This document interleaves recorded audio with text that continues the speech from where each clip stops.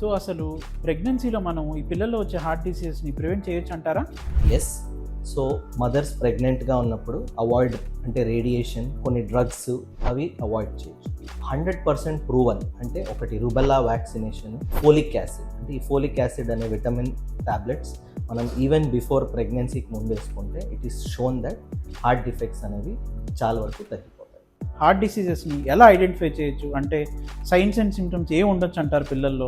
So ఇప్పుడు many of the heart problems వచ్చేవి మనం ఫీటల్ ఎక్కువ అంటాం. అంటే తల్లి గర్భంలో ఉన్నప్పుడే ఫస్ట్ 20 వీక్స్ సెకండ్ ట్రైమిస్టర్లోనే మ్యాక్సిమం డిఫెక్ట్స్ మనం కనపడవచ్చు.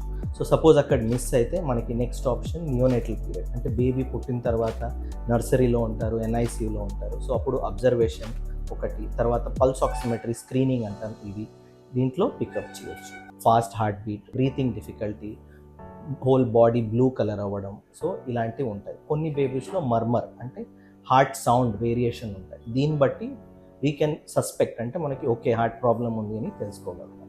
సో నెక్స్ట్ స్టెప్ ఏంటంటే మనం definitive test 2D echo, ECG అవి చేసి కన్ఫర్మ్ చేసుకుంటాం హార్ట్ ప్రాబ్లం ఉందా లేదా.